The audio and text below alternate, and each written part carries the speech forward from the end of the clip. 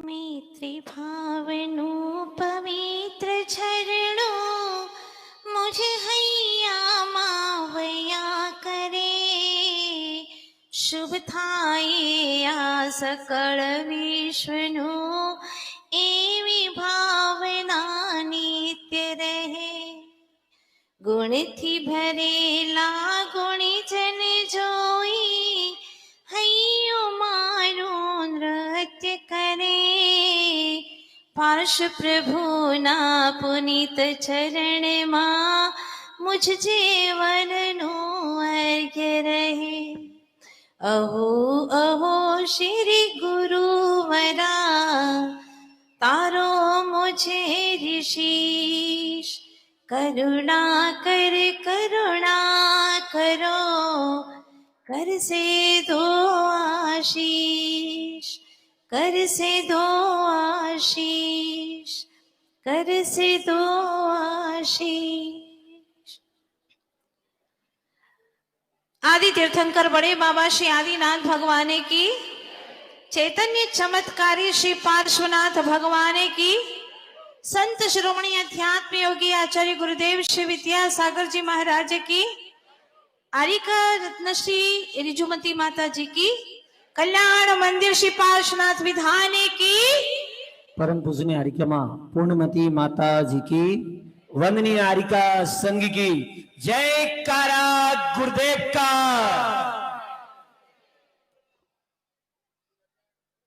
आचार्य प्रवर कुंद कुंज स्वामी अध्यात्म योगी, छठवें सातवें गुण स्थान में रमण करने वाले भावलिंगी शुद्धोपयोगी संत, निज आत्म तत्व का रसास्वादन करने वाले, समय सार जैसे महान ग्रंथ के प्रणेता अंतिम श्लोक में सारा सार उंडेल करके कहते हैं, जो समय पाहुड मीणम पड़ी दूणे अथ तच्छ दोनादुम अथे ठाहि दिचेदा सोहो हदि उत्तमम सुखम। अद्भुत बात कहते हैं। सारे समय सार ग्रंथ राज में बीच बीच में संबोधन देते हैं, समणो हे श्रवण सुनो।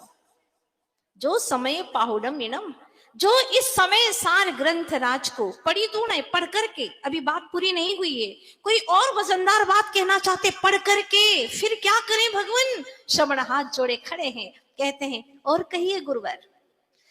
अथि ठाही थी बाद में आएगा। जो समय पाहुड़ मीणम पढ़ी दूणे अथ तच्छ दो नादुम, तत्व के अर्थ को जान करके, अभी भी बात पूरी नहीं हुई है, वाक्य पूरा नहीं हुआ। जो इस समय सार ग्रंथ राज को पढ़ करके इसके तत्व के अर्थ को, पदार्थ के स्वरूप को जान करके, अथि ठाही दी चेदा, जो चेतने वाला आत्मा इस तत्व के स्वरूप में लीन हो जाता है, ठाहिदी स्थिर हो जाता है, यानी जो कहा है उसका रसास्वादन करने लग जाता है, अपने उपयोग को रमा देता है, उसमें अपने ज्ञानोपयोग को अपने ही ज्ञान स्वरूपी आत्मा में तन्मय कर देता है। सो हो हदि उत्तमम सुखम, वही उत्तम सुख को पाने वाला होता है। यदि तुम उत्तम सुख पाना चाहते हो तो पहली शर्त पढ़ो। पढ़ने के लिए बार बार संबोधन दिया, समणो हे श्रवण, पढ़ो, और पढ़ करके यानी सम्यक दर्शन भी प्राप्त हो, तत्व का अर्थ का स्वरूप भी ज्ञात हो, सम्यक ज्ञानी भी हो, और उस तत्वार्थ में अपना उपयोग लगा करके स्वयं के निज तत्व में रमने वाला भी हो, तब कहीं वह उत्तम सुख का भोक्ता हो सकता है। तो फिर प्रश्न उठता है कि अपने निज स्वरूप में तल्लीन हो जाने वाला कौन हो सकता है। इसी समय सार ग्रंथ राज में कहा है, जो राग द्वेष से रहित होता है, रागादि परिहरणम चरणम एसोदो मोक्ष पहो। क्या कहते हैं, जो रागादि से रहित हो गया है वही निश्चय चारित्र को अपने आप में आचरण करने वाला होता है। मतलब कौन है वह, बात स्पष्ट हो जाती। जो संत है, स यानी संसार का अंत करने वाले मार्ग पर चल पड़े हैं, ऐसे संत ही ऐसे महान ग्रंथ राज को पढ़ करके, तत्वार्थ को समझ करके, उसी तत्व में, निज तत्व में लीन होकर के जो उत्तम सुख का वर्ण कर लेते हैं, उसका अनुभवन कर लेते हैं, ऐसे संत को बार बार नमन करते हैं। वो कहीं और नहीं है, हम सबके हृदय में विराजमान है। तो आज यहाँ पर जितने भी भक्त हैं और भी जहां जहां पर भक्त विराजमान है गुरुदेव के, जो भी ऐसे महान संतों के भक्त हैं, चाहे वह कोई भी हो, हमारे आचार्य भगवान कहते हैं नाम कोई भी हो, काम आगम के अनुसार हो, उसको हम प्रणाम करते हैं। और वैसे भी आप जानते हैं, कहा गया है ना, बुद्ध वीर जिन हरि हर ब्रह्मा, नाम से प्रयोजन नहीं, काम होना चाहिए। हमारे भगवान, हमारी गुरुवर किसी पंथ की बात नहीं करते, वो तो कहते हैं सीधे सीधे भगवान ने जो पथ हमें दिखाया है उसी पथ पर चलते चलो। और फिर कबीरदास जी भी कहते हैं कि गुरु को सिर पर राखिए, चलिए आज्ञा माई, कहे कबीरता शिष्य को तीन लोक डर नाही। इस शिष्य को कोई तीन लोक में डर नहीं हो सकता। इस बात को समझ करके मुझे एक छोटी सी वह घटना याद आती है कि शेर और एक गाय, इनके जीवन की एक घटना घटी।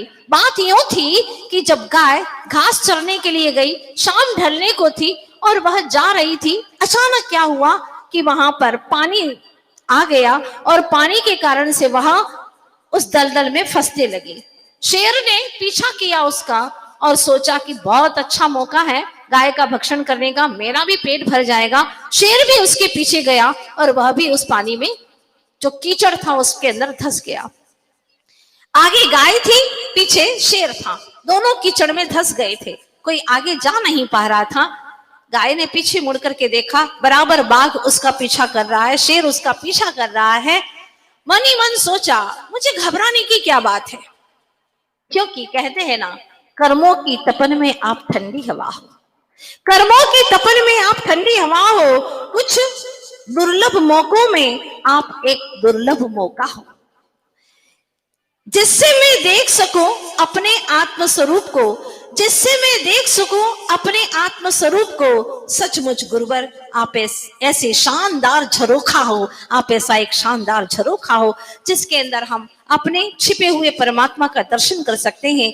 तो पीछे मुड़ करके उसने देखा बाघ है, लेकिन फिर भी कोई टेंशन वाली बात नहीं है, क्योंकि मेरा तो एक मालिक है ना। तो गाय ने पूछा शेर से, क्या तुम्हारा कोई मालिक है? बड़े मजबूती से पूछा। तो शेर ने बड़े घमंड से जवाब दिया कि मुझे मालिक की भला क्या जरूरत है, मैं तो खुद मालिक हूं, सारे वन का राजा कहलाता हूं, जानती हो तुम। हाँ, मुझे कोई मालिक वालिक की जरूरत नहीं है। लेकिन ऐसा क्यों पूछ रही हो? अब तुम्हारे मालिक की, तो क्या तुम्हारा कोई मालिक है? हाँ, मेरा तो मालिक है, लेकिन क्या काम का तुम्हारा मालिक? बाघ कहता है, क्या काम में आएगा तुम्हारा मालिक? उसने कहा, मेरा मालिक बहुत काम का है। अरे अभी तो तुम भी कीचड़ में धसी हो मेरे समान, तुम्हें कौन बचाने वाला है? आखिर में तुम तक तो आ ही जाऊंगा और तुम्हारा भक्षण कर ही लूंगा। उस बाघ को पता नहीं था कि मालिक ऐसा वैसा नहीं होता है, मालिक तो गुरु के समान होता है। और जब शिष्य के हृदय में गुरु विराजमान होते हैं तो फिर वो सारी दुनिया से लड़ लेता है, मात्र अपने गुरु की शान के लिए। क्योंकि हमारा जैनागम कहता है, देव शास्त्र गुरु रतन शुभ तीन रतन करता। ये तीन ही ऐसे हैं जो नींव है हमारे यहाँ पर। जैसे बालक जैसे ही थोड़ा सा बड़ा होता है, चलने लगता है, अभी चलना शुरू नहीं किया है उसने, लेकिन खड़ा होने लगता है, माँ उसको 3 पहिए की गाड़ी पकड़ा देती है। वो 3 पहिए की गाड़ी बचपन से शुरू होती है और जीवन के अंतिम क्षणों तक उसके पास में रहती है। वह है देव, शास्त्र और गुरु, जिसके सहारे बचपन में उस लकड़ी की गाड़ी के सहारा चलता था, लेकिन बड़ा होकर के वह देव, शास्त्र और गुरु रूपी 3 पहियों के माध्यम से अपने जीवन की संपूर्ण यात्रा को सफलता के साथ में पूर्ण करता है।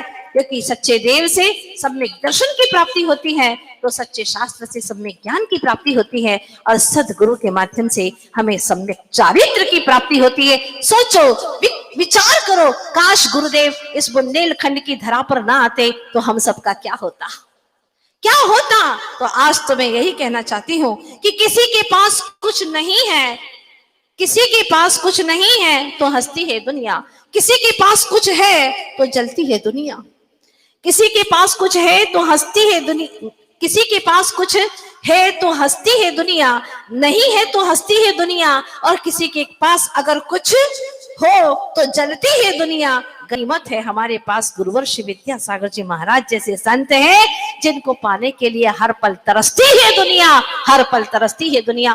देखो राजस्थान में उधर लोग पलक पावड़े बिछाए बैठे हुए हैं, कब वर्तमान के वर्धमान आएंगे, लेकिन गुरुदेव का दर्शन बहुत दुर्लभता से प्राप्त होता है। पेन प्लेजर में जीते जीते भाव भाव बीत गए, लेकिन अब मकसद जीवन का समझ में आया है जब गुरुवर श्री विद्यासागर जी महाराज का हमें दर्शन प्राप्त हुआ है। ध्यान रखना, जब भी ऐसे संतों के पास में जाओ, 3 बातें हमेशा ख्याल रखना।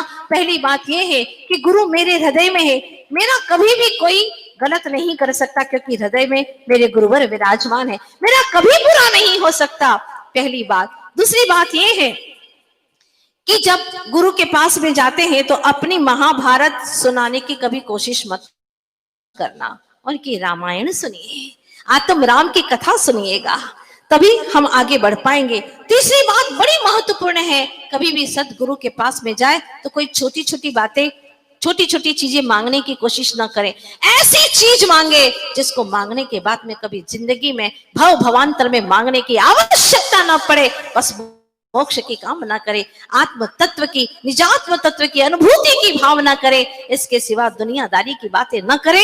बस ये 3 बातें आपको याद रखना है, क्योंकि हमारे हिंदू भाई भी कहते हैं कि 7 समंदर में स्नान करने से जो तीर्थ फल की प्राप्ति होती है, वह गुरु के चरणों का गंधोदक मात्र एक बूंद स्पर्श करने मात्र से हमें वो तीर्थ फल की प्राप्ति हो जाती है। इतनी गुरुदेव की चरण के गंधोदक की क्षमता है। तो आप लोग भूले नहीं होंगे कि वह गाय बड़े ही अच्छे से कहती है, मेरा तो मालिक है। वाह, क्या तुम्हारा कोई मालिक है? जिस घर को तुमने अपना सब कुछ आधार मान रखा है, जिस घर के लोगों को तुमने अपने मालिक मान रखा है, वो तुम्हारी रक्षा ना कर पाएंगे, इस भव भवांतर में भटकाने वाले ही हैं।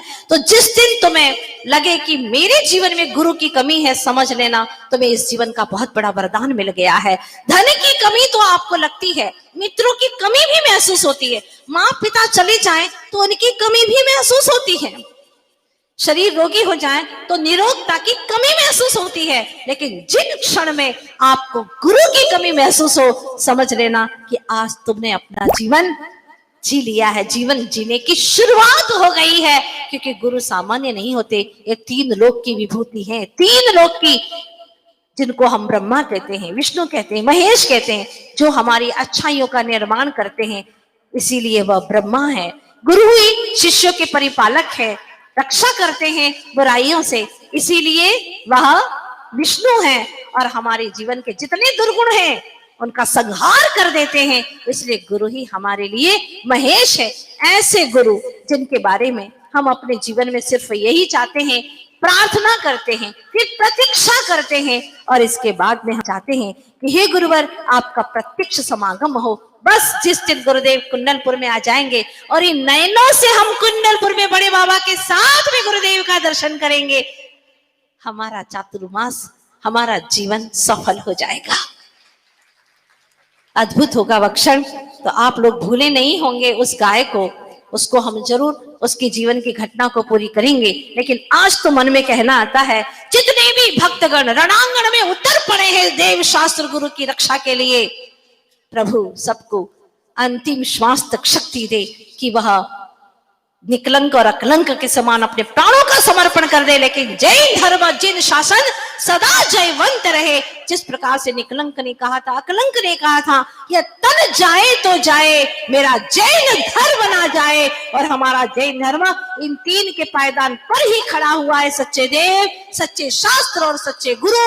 और सच्चे गुरु के लिए कुंद कुंद स्वामी ने कहा है, अज्वितीय रण सुद्धा अप्पा जाऊण लही इंदंतम लोयत्य देवत्तम तत्तुचदानि बुद्धिम जंती।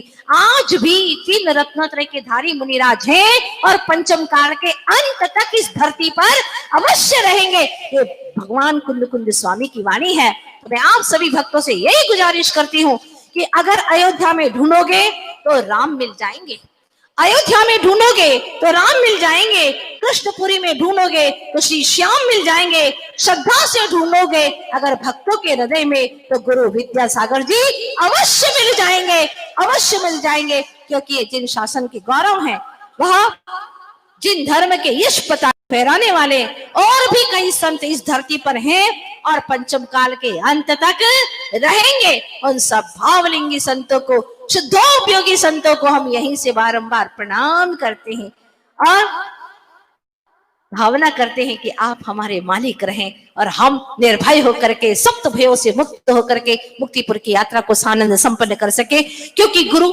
हमेशा आकांक्षा को घटा करके धर्म का आकर्षण उत्पन्न करते हैं, संसार की भोगों की आकांक्षा घटा करके धर्म का आकर्षण उत्पन्न करते हैं।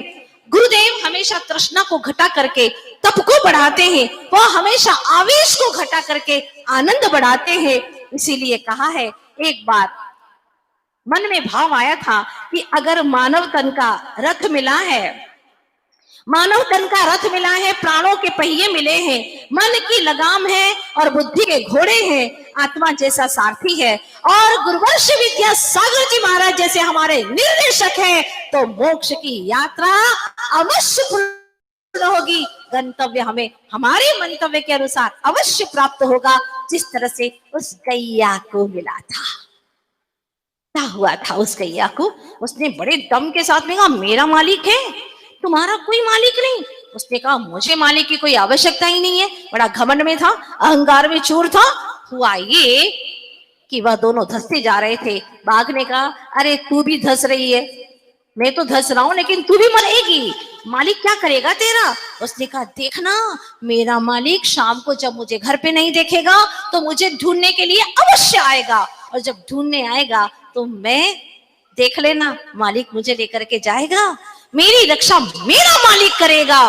बस फिर क्या हुआ, इतने में ही बात चल ही रही थी कि मालिक आ गया, और जैसे ही मालिक ने देखा कि मेरी गैया कीचड़ में फंसी हुई है, उसने 2-4 लोगों को बुलाया और गैया को कीचड़ से बाहर कर दिया। गैया और मालिक दोनों एक दूसरे को कृतज्ञता की आंखों से देख रहे थे। बेचारा शेर उसको निकालते कैसे, क्योंकि खतरा है ना खाने का, वो भक्षण कर सकता था, कौन करेगा उसकी रक्षा? गैया की रक्षा तो हो गई।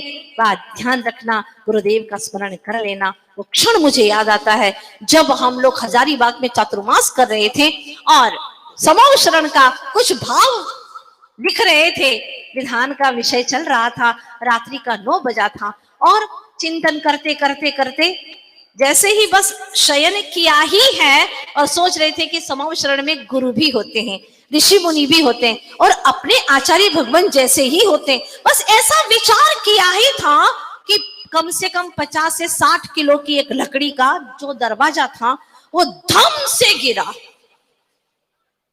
जैसे ही गिरा और सीधा यहां पर गिरा, वो तो पूरा ही शरीर पर गिरना था, लेकिन गुरुदेव का स्मरण चल रहा था, सातिशय प्रभाव था गुरुदेव का। बस जैसे ही पूरा दरवाजा गिरा और एक इतनी सी नोक लगी, पता नहीं कैसे पलट करके दूसरी ओर चला गया। सब लोगों को ताज्जुब था, आवाज इतनी धमाके से आई, लेकिन यहाँ पर हल्का सा लगा और सीधा दरवाजा दूर फेंक गया। कैसे फेंका हम नहीं जानते, लेकिन इसमें गुरुदेव की जरूर शक्तियां थी। मैं तो यही मानती हूँ कि जब भी शिष्य प्राणपण से गुरु का स्मरण करता है तो अवश्य ही उनकी जो दिव्य आभा मंडल है वो बहुत हजारों किलोमीटर दूर रह करके भी वह अवश्य ही उनकी रक्षा करता है। माना कि जैन शासन कहता है एक दूसरे का कोई द्रव्य कुछ नहीं करता, हम भी मानते हैं, लेकिन व्यवहार में या जब हम देव शास्त्र गुरु के प्रति श्रद्धा समर्पित करते हैं तो हमारी गुरु के प्रति श्रद्धा से ऐसे ऐसे कार्य हो जाते हैं कि भव्य जीव अति शीघ्र मुक्ति तक चला जाता है। मैं तो आप सभी से यही कहना चाहती हूँ कि गुरुदेव के प्रति हमारा समर्पण है, रहेगा जब तक कि हम मोक्ष न जाए। और भी जितने भी ढाई द्वीप में सच्चे साधु हैं उन सब के प्रति हमारी श्रद्धा है, उन सब के लिए समर्पित है। निश्चित रूप से जो मोक्ष मार्ग में आगे बढ़े हैं, भावना यही है कि जब तक सूरज और चंद्रमा रहेंगे इस धरती पर तब तक संतों का नाम हमेशा बना रहेगा। और आप सभी लोग दिगंबर हैं तो आपके भीतर में भी ये भावना हमेशा बनी रहे, सच्चे देव शास्त्र और गुरु के प्रति सदा समर्पण की भावना हो।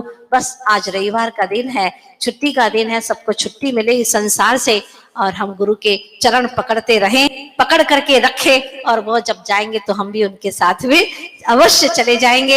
यही हमारी भावना है। तो एक बार बड़े प्रेम से समर्पण के साथ में बोलिएगा, बोलिए आचार्य गुरुवर्षि विद्यासागर जी महाराज की, ढाई द्वीप में विराजमान 3 कम 9 करोड़ मुनि भगवंतों की,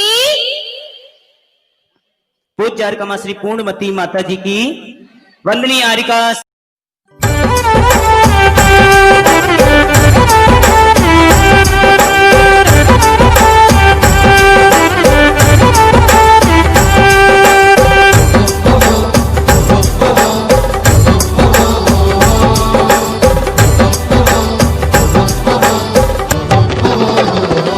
सुन लो ओर से बंदामी निवेदित सभी को आपका मंगल आशीर्वाद प्राप्त हो। बंदामी कुंडलपुर की माता जी। महिला मंडल ने 11,000 रुपए की राशि यहाँ द्रव्य में प्रदत्त की है।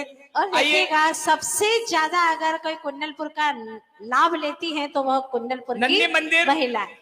मंडल हाँ देना देना गुरु